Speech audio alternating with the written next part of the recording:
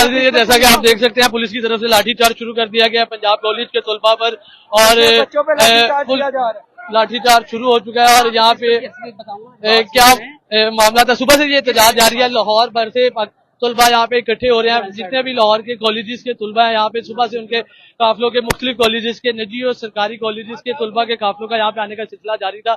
और सिर्फ यहाँ पे नहीं, जो